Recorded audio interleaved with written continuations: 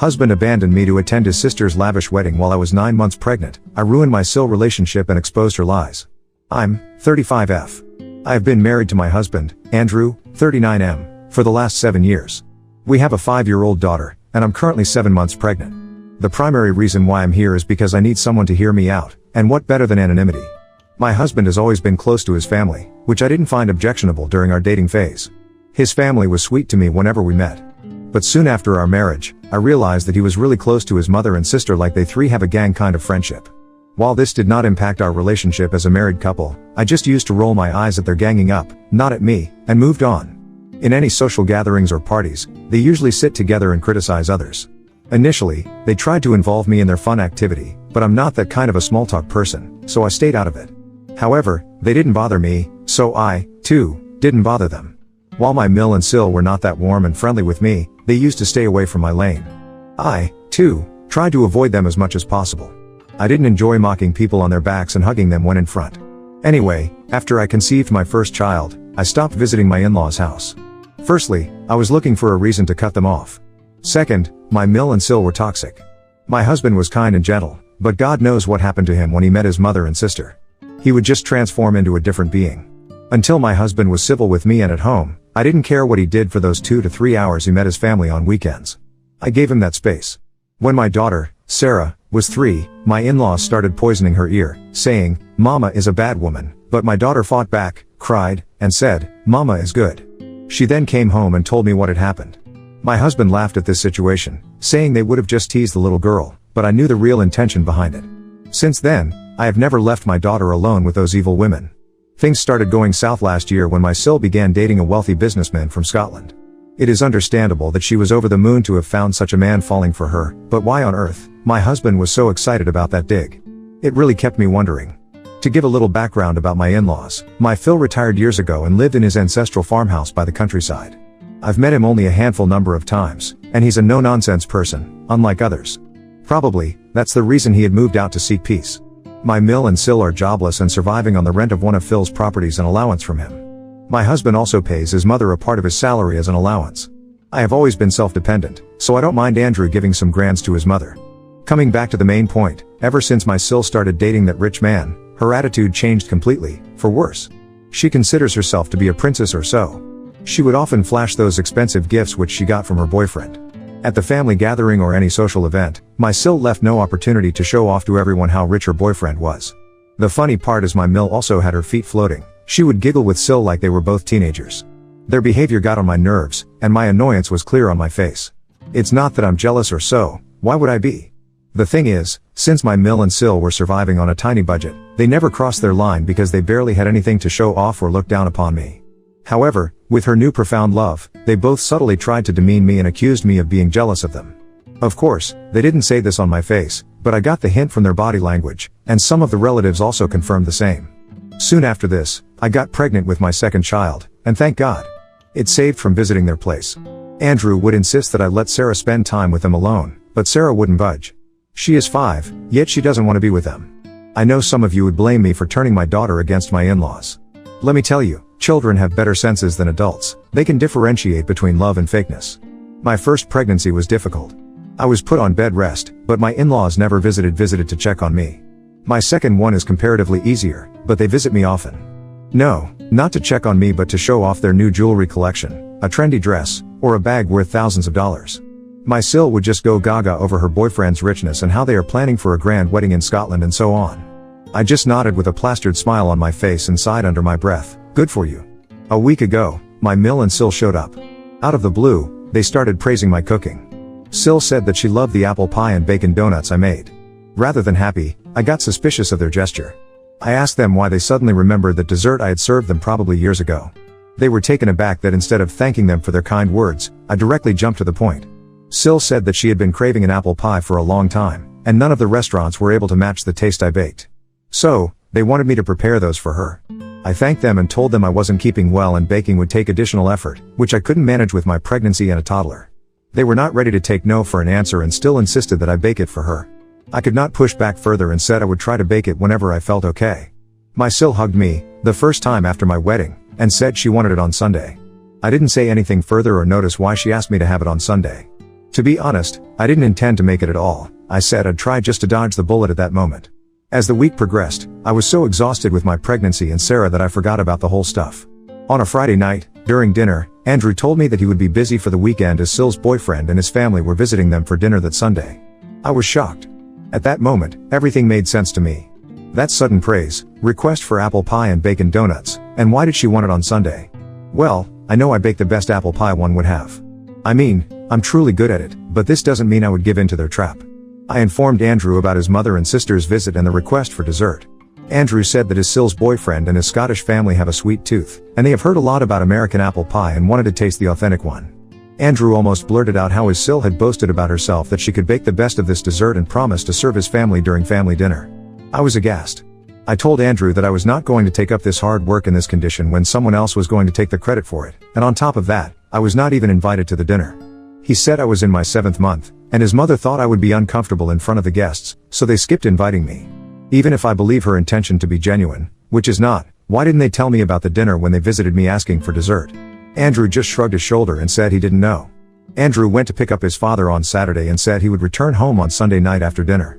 Of course, I wanted to make a big deal out of it and fight with Andrew, but I chose my mental peace, knowing that whatever I did would not stop him from attending that function. On Sunday, I deliberately switched off my phone and locked myself in my room with Sarah. I guess my Mill and Syl tried to contact me on my cell phone, and when it was not reachable, they sent a voicemail on the landline. I ignored the call on my landline as well.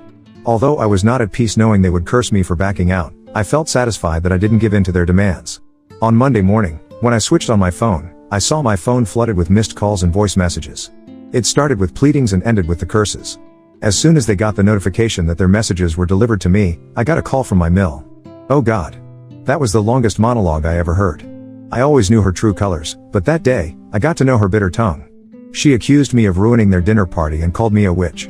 Apparently, they thought I would get the dessert, so they didn't prepare or order any dessert because my Syl wanted to impress her would-be in-laws by posing my food as hers. So, in the end, the sweet-toothed Scots had to leave the dinner table without any dessert and a sense of dissatisfaction. And guess what? I get the blame for their disappointment. While my Mill showered me with curses, I could only imagine their funny faces on the dinner table. I was wondering if it wasn't a big deal. They could have just ordered something from outside. I know my Syl boasted of her culinary skills, but restaurant-made stuff could have at least saved them from the embarrassment. Anyways, that's not my problem. I told the same and hung up the call. Besides all those messages from Mill and Syl, there was one late-night message from Andrew that he wouldn't return that night. He would be back on Monday after work. When Andrew returned home in the evening, he was silent but not angry. I tried to tell him what his mother had told me, but he cut me off, saying he didn't want to be dragged into this situation. He said I should be lucky he was not scolding me for embarrassing his family last night, so I should not expect him to take my stand against whatever his mother and sister said to me. I lost my mind at this. I didn't take his mother and sister's words seriously because I knew they were evil, but what the heck was Andrew up to? I mean, first of all, he should have taken a stand when I was cut off from the family dinner. How on earth I'm responsible for ruining an event to which I was not invited? It's been since then, and we are not on talking terms. Neither he nor I have made any effort to talk it out. Although in my mind, I feel I'm so done with them, deep down, I sabotage myself thinking, did I really ruin their reputation by turning down their demand? I don't know, guys. Update 1, hi all, it's been 2 months since my original post. I'm in my 40th week, just almost about to pop. So, in the aftermath of my last post, I realized that I have been way too tolerant of my husband. After 2 weeks of that incident, I had to go for my scan, where Andrew accompanied me. On our way home, I tried to discuss the situation, but he asked me to move on and focus on my health. He was also normal by then. I took it positively that he did not hold on to any grudge, but somewhere, I felt his behavior to be secretive. Anyways, just today morning, I woke up to see Andrew packing his bags. When I opened my eyes, he was trying to stuff his wedding suit into one of his bags. I shivered at that sight and almost yelled at him, asking him the reason for the packing. He said that he was going to Scotland for his sister's wedding. I was lost for words. I mean, when? How did these happen? I bombarded him with the question that when the date got fixed, why was I not informed, and on top of that, how could he leave me on my due date? Yes, I'm due tomorrow. He tried his best to dodge the questions or answer them in a single syllable. I told him that he just could not avoid me like that. I was angry, hurt, sad, shocked, all at the same time. Could you imagine your husband leaving you alone with a toddler during your due date? I can't express more. I won't lie that I was calm. I held his shoulder and nudged him for an answer. He said that it was planned last moment and he had to go. His sister's would-be in-laws insisted on this particular date, and he couldn't do anything about it. Of course, he can do everything about it. He can skip the wedding. While we were middle of this, our doorbell rang. Andrew rushed to answer it as if he was expecting someone. That was his mother. She barged into the house, shouting at Andrew for running late. She dragged his bags outside the room, saying that he didn't need to pack the remaining stuff because whatever was short, they could buy from Scotland. The sentence came as if to mock me. I wanted to smack her head at that moment when she smirked at me. I realized that it was too late to stop Andrew or fight over it, so I went back to my room, threw the remaining of Andrew's packed bag in the living room, and locked the door. I heard my mill cursing me at the top of her voice. They left shortly after that. I then realized why Andrew had acted so secretively for the last month. And I was thinking that he was just torn between me and his family. I was in deep pain, both mentally and physically, crying out my heart loud. I realized that the chaos woke up my daughter Sarah. She came to me, hugged me, and said that I would be fine and I should be excited because we would soon have a baby in the house. Her innocent words melted my heart, and I wrapped her in my arms. We spent the day playing in bed. I tried to keep myself distracted, but no matter how hard I tried, I couldn't get over the fact that Andrew abandoned me in this condition. I am breaking down every now and then. I have called up my sister to stay with me tomorrow because I don't know when my labor will kickstart. I had to make this update today because what happened today is choking me. Wish me a healthy and peaceful labor. Update 2. Hello everybody. I know, it has been months since I updated. First of all, I'm blessed with a baby boy. Thank you. So okay, that day, soon after my post, I logged into my Facebook and saw Andrew happily posting pictures of himself and his family enjoying in Scotland. I just could hold back myself and broke down. It was past midnight, and Sarah was fast asleep. I went to the washroom and let my emotions flow. I had been holding it throughout the day in front of Sarah. I cried for almost an hour. I was on the verge of fainting when I realized that my water had broken. I somehow crawled to the living room to call the ambulance. I have a very hazy and vague memory of what happened in between. The next I remember was being in the ambulance carried to the hospital. When my condition stabilized, I cried out Sarah's name. The nurse said they found Sarah crying beside me while I was passing in and out of consciousness. As the house was empty, they brought Sarah along with them. The poor soul was sitting in the front with the attendant. I was relieved that my daughter was safe. Within a few minutes of arriving at the hospital, I gave birth to my baby boy. The nurse said they tried to contact my husband, but his number was unavailable. My sister arrived in the wee hours of the morning. She lived 120 miles away. When my sister got to know about my situation, she rebuked me for not calling her prior. I thought I had a day. She also asked me to get rid of Andrew ASAP. Since I was discovered in such a situation by the hospital officials, they informed the police regarding the same. The police asked me if my husband abused or assaulted me because they perceived that I was abandoned in that condition. I told them the truth. It was not physically assaulted but mentally and emotionally, yes. Andrew was charged with negligence charges.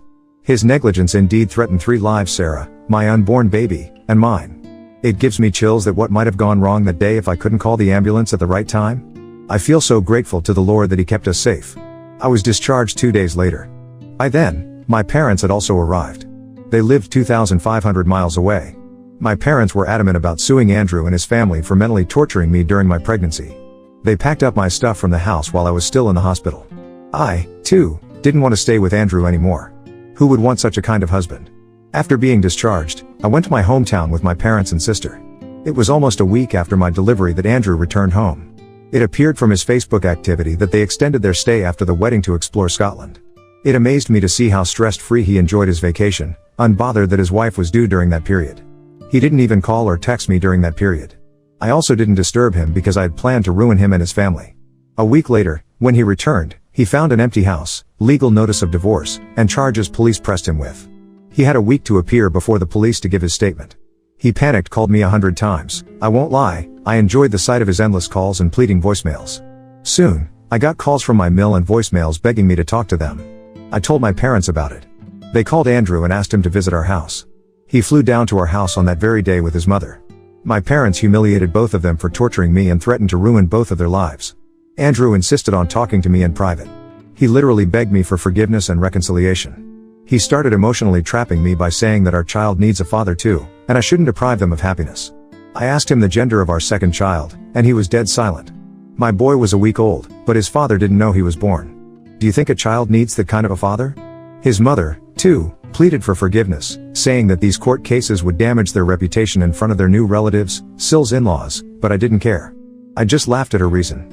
Ultimately, when they were asked to leave, they insisted on seeing the newborn, but I didn't want their eyes and shadow on my children. My father chased them out of the house. Meanwhile, I contacted my Sill's new husband on social media. I introduced myself as we had never met. To my surprise, he was also suspicious of Andrew and his family when they kept me aside from the family dinner and the wedding on the excuse of pregnancy. I told him about everything which happened to me. He said he was surprised to find Andrew chilling out during the wedding while leaving his wife in labor. Although it was too late, he asked me about my Sil, and I told the truth about her nature. And also about that apple pie thing. He said their behavior was indeed shady, but now it made sense to him. Apparently, my Sil has posed herself to be a chef, and my Mill boosted her lies, saying that they owned a chain of restaurants in the countryside. I revealed the truth that his new lovely wife has never even boiled an egg. He called her a gold digger and assured me he would keep our conversation discreet. I told him I wasn't bothered even if he revealed that I had exposed all the truth. In fact, I wanted them to know that it was me. It's been 10 months since that D-Day. My divorce got finalized last week. I got sufficient alimony on the grounds of maternal and child negligence, mental torture during pregnancy, and safety hazards. I got the share in the house, too, because I, too, had contributed when we bought that house. I have given the ultimatum of 3 months for Andrew to pay my house share, or else it will be put up for auction. Plus, I got child support too. The interesting part is, soon after my conversation with Sil's husband, I got texts from my Sil accusing me of ruining her life. Later I got to know that her husband had got an investigation done on my in-laws' family background. The truth was revealed that they were no wealthy as they had posed themselves to be, and my Sil has also lied about many things, including her job. As per the information from some of the gossipmonger relatives, the Scotts have sent back Andrew's sister and have filed for a divorce. They have accused her of money laundering. Apparently, she was stealing money from her in-laws' locker and sending it to her mother. Her husband labeled her a gold digger because she had already sucked thousands of dollars from him while they were dating. I enjoy this gossip with a sip of wine.